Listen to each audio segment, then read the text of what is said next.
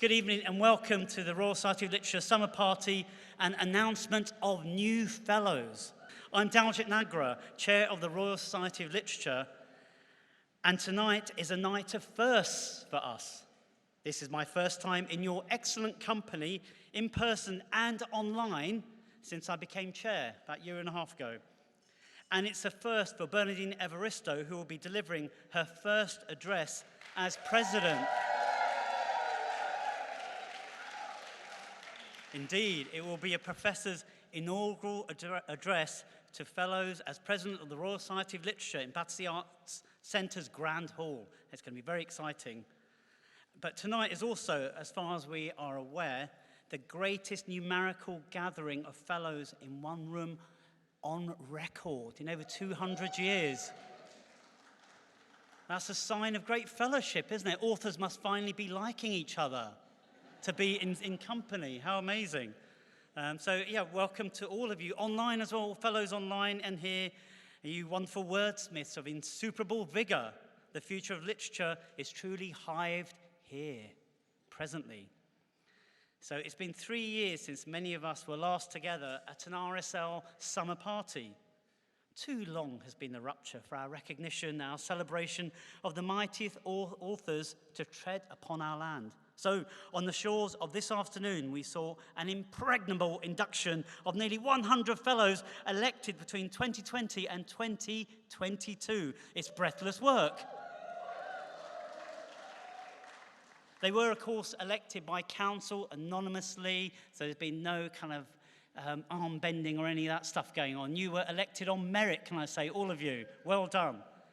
So these impregnable Fellows signed the RSL Rulebook with one of several pens once dipped in the flesh of ink by some seriously famous writers.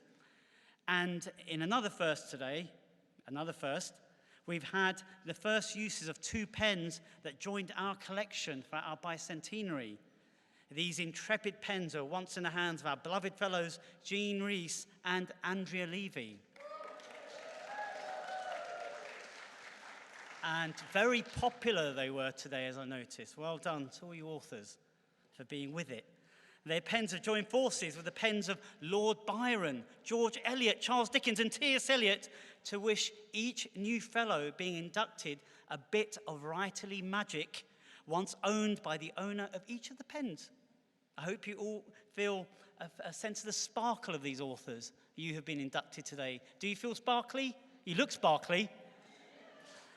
If you're watching from the comforts of your abode online somewhere, you'll have just enjoyed some readings from actors celebrating those mighty pens, from Simon Callow to Juliet Stevenson to Adjoa Ando. But if you missed those sterling recitations, be not afeard, dear online viewers, for you may locate and save those recitations, which are all on the RSL's YouTube channel. We may be 202 years old, but we bang with the latest gongs, such as a YouTube channel. Indeed, it's worth clapping. Thank you. You may have inferred when I mentioned the authors of the mighty pens, I exposed a gap, a shortfall in our possessions. We did not appear to possess the mighty pen of a playwright.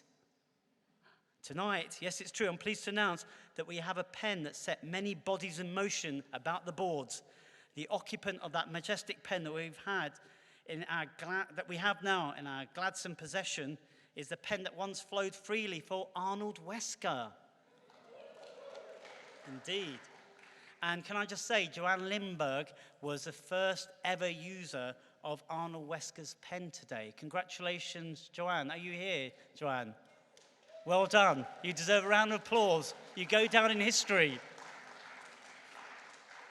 And of course, we thank Lady Dusty Wesker for this generous gift, as we thank the families and estates of all the writers whose pens our Fellows and Honorary Fellows are able to use and feel inspired by. If you'd immediately like a hit of Arnold Wesker, keep an eye on the RSL's social media channel for a special reading from Mr. Wesker by the fantastic actor, she might be an author, Samantha Spiro. Ooh, you may want to look right now. Here Spyro aspire to recite Wesker's restless lambast of the social ladder. He was an edgy fellow. Fellowship isn't just an honor bestowed to a writer by their peers merely for the fatuous benefit of a postnominal. Being a fellow gives you the chance to make a stand for the purpose of literature, who it should be for, and how it can transform the very thing itself that we call life. We at the RSL are a community of readers and writers coming together for the advancement of literature, bringing our multiple experiences and perspectives to bear on some of the biggest questions of our times. Our fellows inform all the work we do and support the awards and prizes we run, winners of which are in this very room right now. Our fellows are the judges and supporters of these prizes. They're the inspired readers and mentors for other talented writers at all stages of their careers. At this very moment, you can enter the Sky Arts RSL Writers Awards, which provide a year of mentoring from an RSL Fellow to an emerging writer. Fellows of all mentors for next year are Inua Elams, Vinay Patel, Nikesh Shukla, Nadifa Mohammed, and Jay Barnard. And we're delighted to have some of our first year Sky Arts RSL Award winners here tonight with us. Welcome. And through the RSL Open programme, we'll be electing 60 excellent writers to fellowship from backgrounds and of experiences underrepresented in the UK literature. And we want recommendations from everyone. Accomplished writers, expert readers, please recommend authors for the Open Accolade, which you can do online. We're taking submissions until Sunday, the 17th of July. All submissions will be read by our specially convened panel of fellows, led by its chair for this year, Damien Barr. Now, on to the big news for tonight, your new fellows and honorary fellows for 2022. I'm going to announce the honorary fellows first, then the fellows. I'd be cheered if you give them a big cheer of welcome at the end. So, your 2022 honorary fellows are Sandra Agard. Okay. Ajua Ando.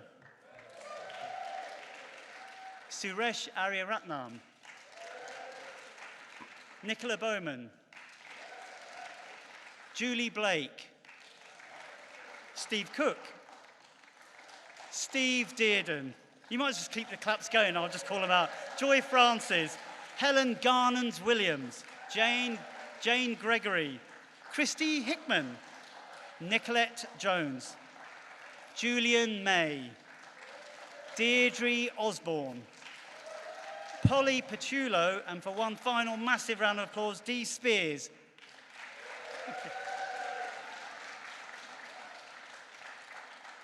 Thank you. Excellent audience. And for our fellows for 2022, including those elected as part of the RSL Open Year 1 are Suleiman Adonia, Yasmin Alabai Brown, Michael Arditi, Claire Armistead, Mona Arshi, Polly Atkin, Rachel Boast, Malika Booker. Maliki, win the award for the best bling of the day. And the cheer, obviously. Susie Boyd. Melvin Burgess. Nick Cave. He's here somewhere, I'm sure. Okay, maybe not. Kayo Chingonyi. Michaela Cole. Fred Degar. Caris Davis. Russell T. Davis. Kit Duval. Ferdinand Dennis. Kit Fan. Leontia Flynn. Bonnie Greer. Niall Griffith. Xiaolu Guo. Joanne Harris. Meena Kandasamy. Banu Kapil. Hannah Khalil. Zafar Kunyol, Joanne Limburg, Hannah Lowe, Francesca Martinez, Karen McCarthy-Wolf, Lisa McGee, Ian McMillan, Fiona Mosley, Raman Mandair, Musa Okwonga, Monique Roffey. I'll say that again, Monique Roffey. Sorry, Monique. Jacqueline Rose, Francis Ryan, Lem Sisse, Cherry Smith, Charlie Swinburne, and Joelle Taylor. Yeah, well done. And a final round of applause for all our fellows and honorary fellows.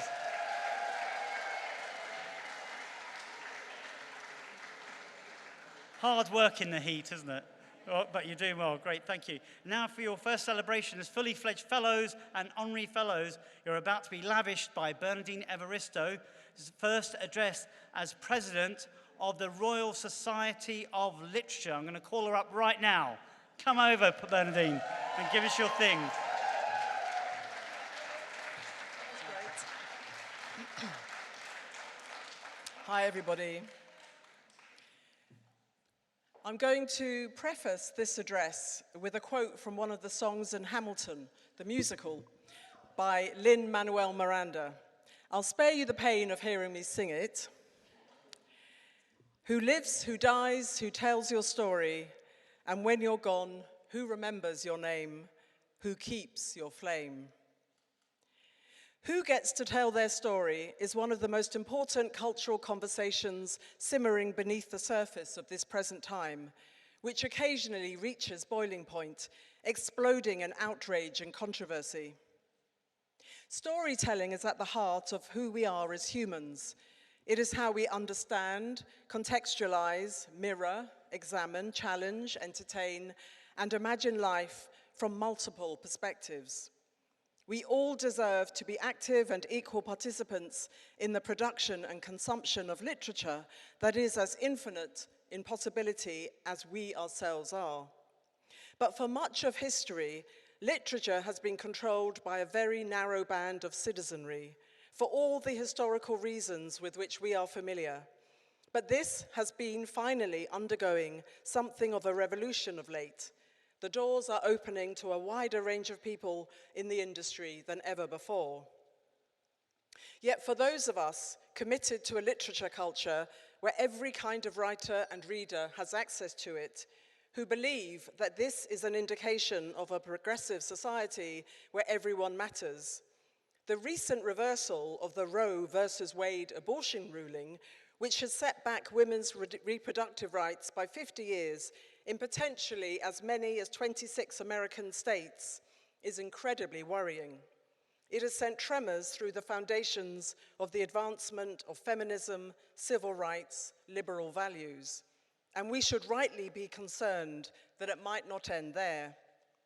The Supreme Court Judge, Clarence Thomas, now the longest-serving justice on the court, first came to my attention, and indeed the world's, in 1991, during his Supreme Court hearings when Anita Hill, a lawyer, testified in great detail how he had sexually harassed her at work. It didn't get in the way of his appointment, and it has to be said, he was the first black person on the court. And now, all these years later, with the Roe versus Wade ruling overturned, he has declared that he'd like to tackle legislation around gay rights and contraception next, or more specifically, to overturn what he considers to be, as he put it, the demonstrably erroneous rulings around them. The cases he mentioned are Griswold versus Connecticut, the 1965 ruling in which the Supreme Court decreed that married couples have the right to obtain contraceptives, Lawrence versus Texas, which in 2003 established the right to engage in private sexual acts, and the 2015 ruling on Obergefell versus Hodges, which resulted in the right to same-sex marriage. One of America's legendary feminists, the writer and activist Gloria Steinem, who was fighting for a woman's right to choose as a basic human right back in the 1970s, said in a recent interview that this, quote, feels like the tip of the iceberg and is part of why people feel so scared. We have to channel that fear into action, unquote. Yet the ruling concerns American liberties, but they remain a political, economic, and cultural superpower. We pay attention to what happens there because it impacts on many aspects of our own society, from the global ripple effect of setting a moral, or rather amoral tone for political leadership in the White House, to the fast food we eat, the music we listen to, the films we watch. As we mature and time passes, we learn eventually, hopefully, not to take progress for granted, because the established historical order of power, advantage, and preference is deeply resistant to change, and even when, having been pressured to make concessions, is ever ready to reassume primacy. It is a primal urge rooted in thousands of years of supremacy. Even when we understand, through bitter experience, the 2 steps forwards and 1 step backwards dance of progress, the Supreme Court ruling blindsided many of us. And suddenly it was conceivable that America could indeed become a Gilead-like dystopia. The Handmaid's Tale, inspired by oppressive anti-women and anti-democracy regimes, was truly prophetic. In a recent Instagram post, Margaret Atwood is mischievously holding up a cup with the words, "I told you so," emblazoned across it. I am reminded of the Nigerian Nobel laureate Wole Soyinka's words. The writer is the visionary of his people. He anticipates, he warns, unquote. In so doing, the writer, who is either she, he, or they, also provides the language with which to process and protest. We writers are the griots of our civilization, akin to these West African troubadour historians, passing on oral traditions, histories, and cultural and family lineages as broadly as we might define that. We communicate through words our vision of life. We represent and conceptualize the individual and society. We create the imaginary and imagine possibilities beyond reality, beyond what already exists. The material at our fingertips is woven from who we are as a people, our many selves, cohorts, communities, countries, our humanity, for us to alchemize into narratives, dramas, poems, ideas. And we make history through how we choose to remember and record the past, and how we might choose to challenge established versions of it from the time when the spinning spinners of yesteryear had it all their own way. The political landscape, those elected, ideally, to macro-manage our country, directly affect our personal lives, freedoms, and hard-won rights as writers and readers. Toni Morrison once wrote that books are a form of political action. Books are knowledge. Books are reflection. Books change your mind. For this very reason, for those reactionaries, fundamentalists of all creeds, and out-and-out totalitarians, the ones who are intent on controlling the narrative and imposing their will on the masses, books are to be considered wild and dangerous artifacts of potential dissent. When they do not toe the party line, when they open up young minds, when they galvanize and make visible previously peripheralized communities, when they bravely push boundaries. According to PEN America, right-wing censorship has led to an unparalleled 1,500 books being banned in American school districts in a recent 9-month period, some of which are down to be destroyed, including one of my own. To quote PEN America, Of the banned titles, 41% included protagonists or prominent secondary characters who are people of color, and about 22% directly address issues of race and racism, while 33% explicitly address LGBTQ+ themes or have protagonists or prominent secondary characters who are LGBTQ+. But that's America again. What about Britain? We're not at a book banning stage in this country, not for many decades, although we have a long history of it. Lady Chatterley's Lover, Ulysses, The Well of Loneliness, and so on.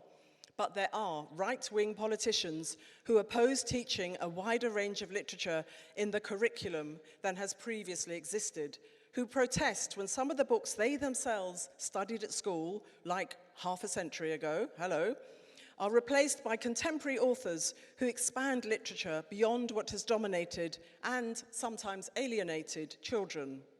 The ever-wise poet Audre Lorde said, "It is not our differences that divide us, it is our inability to recognize, accept, and celebrate those differences."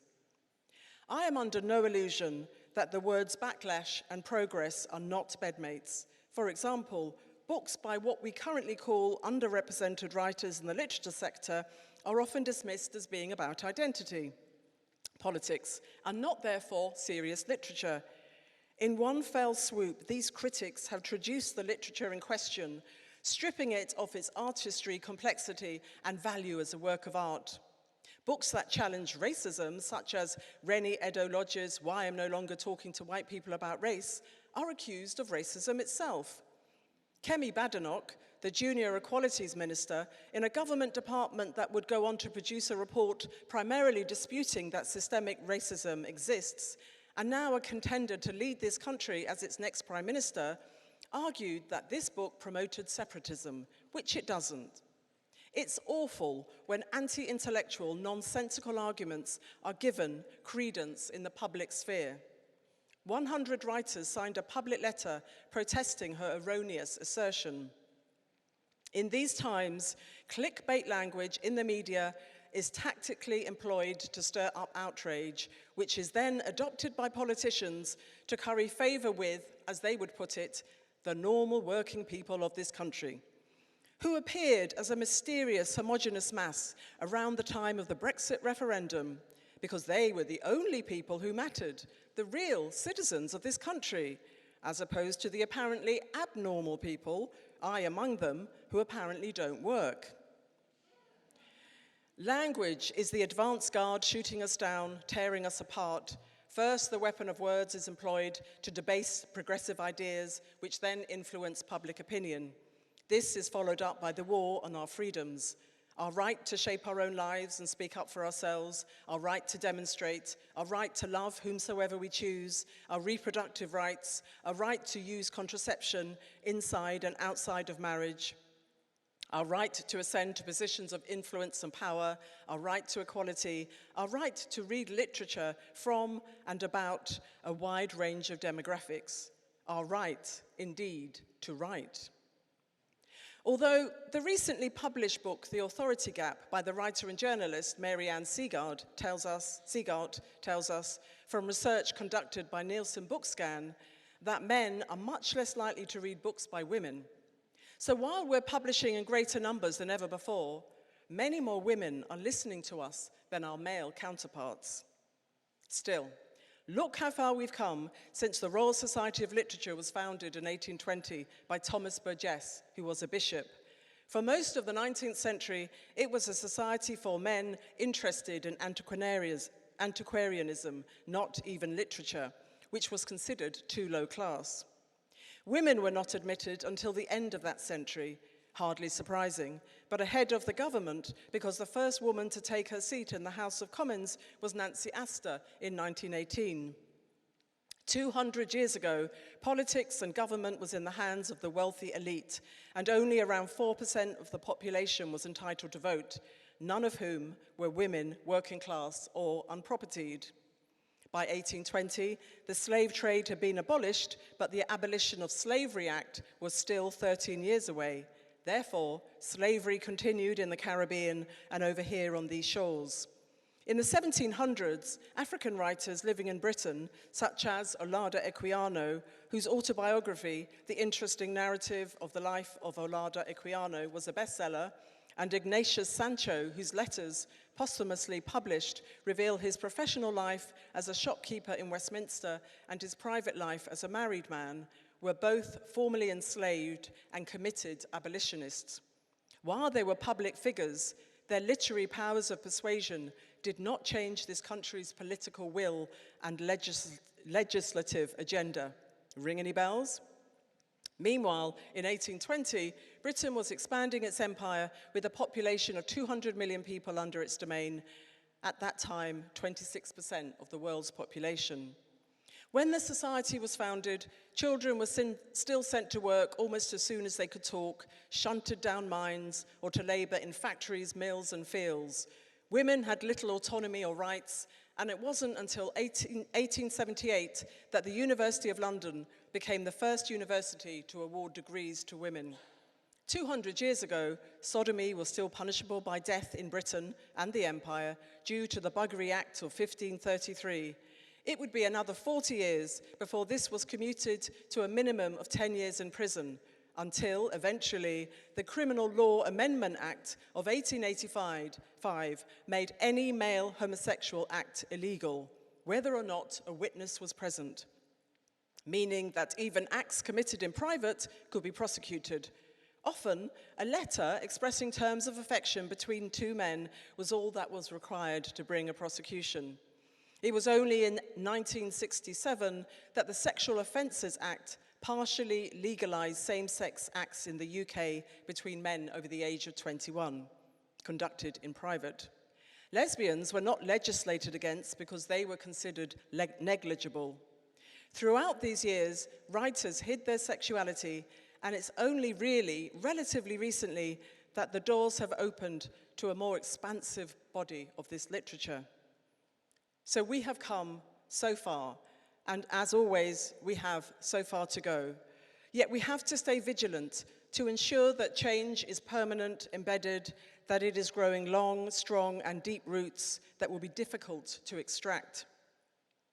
How unimaginable our society today would appear to the people of 200 years ago, and how weird our lives to the people living in 2222. When our contemporary world has slid beyond living memory into history on the long, interminable journey into antiquity. What will our society look like then? The mind boggles. Until then, we do what we can to aspire to real greatness in our society, our culture, our literature that is for everyone. Thank you.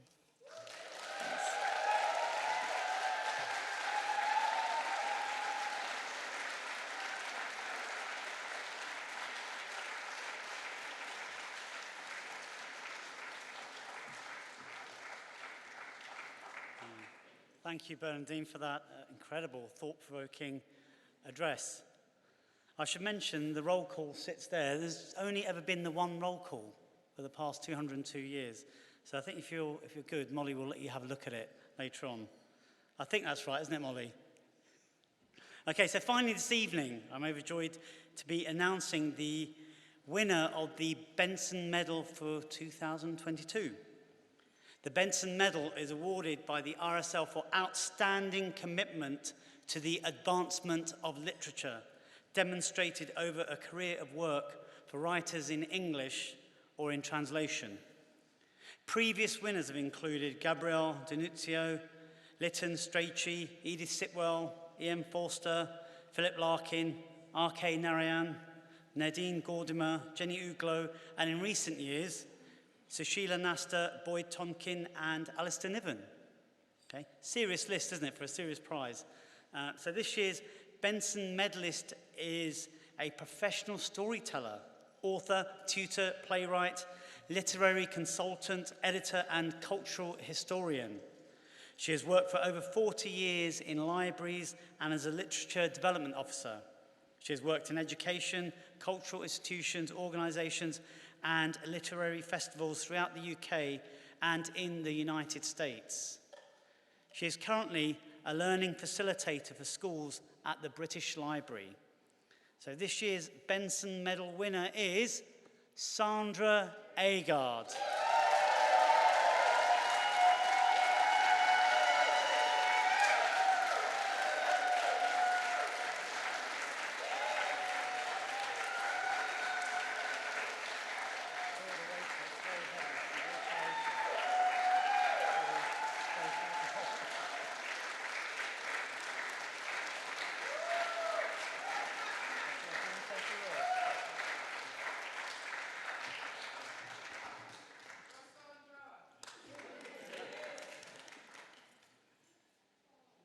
I feel I should tell a story. For those of you who know me, I always start by saying, Jambo is hello. That's hello in an African language called Swahili. I feel so honored to have been awarded this, and I have to give praise to my mother and father, Evelyn and Cecil Agard, who came here in the 1950s from Guyana.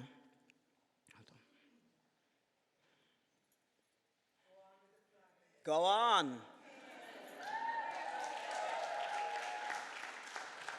They came from Guyana to give the children they had, myself, Sandra the eldest, my beloved Brenda Agard, photographer, poet, playwright, sadly passed in 2012. Her son Maya Agard is there taking pictures. And then to my sister, Linda Agard, I give thanks. They came to make a better life. They came for 5 years, and as those of you know the Caribbean, 5 years turned into 60 plus, turned into they are buried here. My father, Cecil Agard, my mother, Evelyn Agard, I give thanks to them. My uncle, John Agard, no relation to the poet John Agard, but my uncle John was a storyteller extraordinaire, and I give thanks to him too. And in their honor, I'm thinking of my cousins, his beloved children, John Agard, Elvis Agard, Donna, Andrea, and Selwyn. I have to talk about family because without my family, I would not be standing here. And I have to talk about the family of libraries. You're gonna have to take this mic away from me, you know. I had 2 jobs as a Saturday assistant. I had a job in Marks and Spencer's and a job at Islington Libraries. Now, as a young girl, I wanted Marks and Spencer's. Who worked in a library? I was known as a SWAT, and that would be the cherry on the cake. I couldn't do that. But my father told me, Sandra, you would bankrupt Marks and Spencer's in days, work in the library. And 40 years later, I'm in libraries, and I'm now in the ultimate one, the British Library. I worked in Southwark Libraries, Lewisham Libraries, and for 20 years, near 20 years, we developed such wonderful literature for our community. I'm a community person. I believe that every person has a poem in them, has a book in them, has words. And this medal, which you're right, it's really heavy, reflects that. And it reflects my life in literature and what has come to be and what will be. I give thanks, and I thank you, Bernadine, and all the rest for having faith in me. And I hope to continue forever championing writers, young, the elders, and honoring my beloved mother and father, Evelyn and Cecil Agard. Give thanks, give praise, Ashe.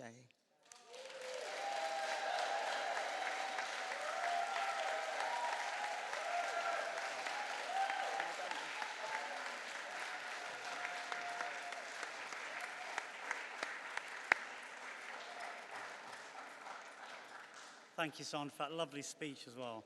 And so all that's left for me to do now is to thank you for being here and joining us online. Thank you to our hosts this evening, Battersea Arts Centre and Unique Media, for making it possible. Huge thanks to the RSL team for making the celebration a reality, particularly our Head of Operations, Martha Stenhouse. Over there. And our Events and Partnerships Manager, Lily Blacksall. Where are you, Lily? And of course, none of this would have been possible without our extraordinary director, the incomparable Molly Rosenberg. She didn't know I was going to thank her, so hopefully I embarrassed her. Thank you for everything, Molly. So please stay, celebrate, talk, drink, eat. Until we see each other in the autumn, the RSL wishes you a memorable and happy summer. Thank you very much.